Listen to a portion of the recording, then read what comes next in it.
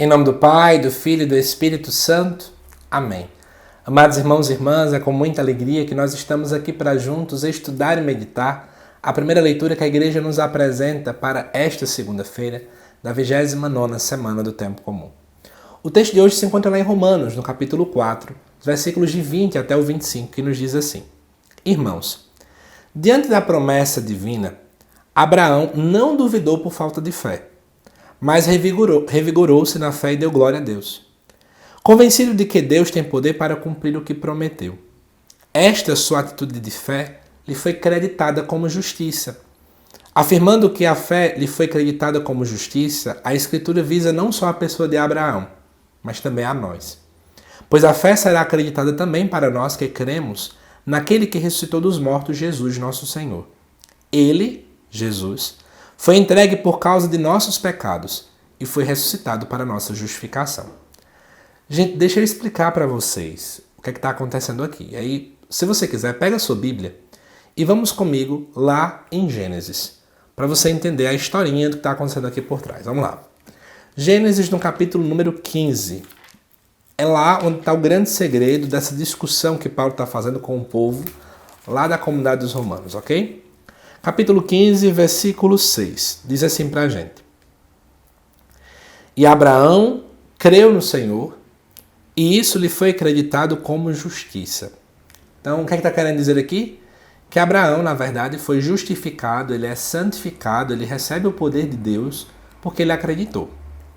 Só que, quando nós vamos lá em Gênesis 17, versículo 11, vamos lá juntos? Gênesis 17, versículo 11, apresenta-se o seguinte: Fareis a circuncisão na carne do vosso prepúcio. Esse será o sinal da aliança entre mim e vós. Então, é interessante você entender que aqui de um lado apresenta-se Abraão, no primeiro momento, lá no capítulo 15, Abraão sendo acreditado por causa da justiça, sendo justificado por causa da fé. E aqui agora, no capítulo 17, aparece a dinâmica da circuncisão, que é o que a gente chama de obra da lei, ou seja, é algo prático, alguma obrigação que eu tenho que fazer, que está lá imposto pela lei, a lei de Deus. Então vamos voltar lá para Romanos, para você poder entender a historinha agora.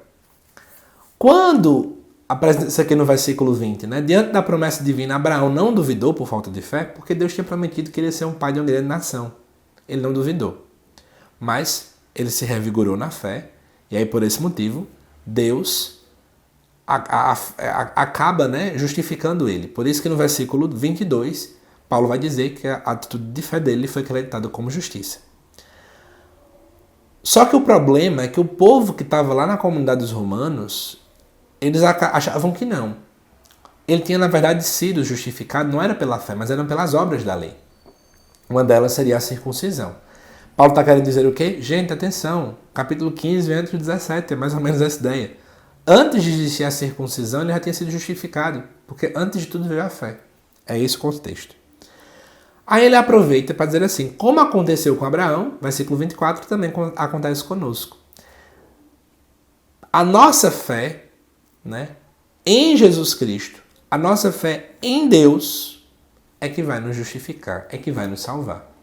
Amados irmãos e irmãs, coloquemos na nossa cabeça que a salvação ela vem não de segmento de determinados ritos que a gente pode dizer na nossa cabeça, mas acima de tudo na fé. Quando a gente começa a ver pessoas que estão impondo muito para alcançarmos a salvação, tem algum problema. Então é esse o contexto. Você vai perceber que o Romanos durante um bom tempo vai ficar tocando nesse assunto, que na verdade é a mesma temática já apresentada lá na carta aos Gálatas. Agora, atenção.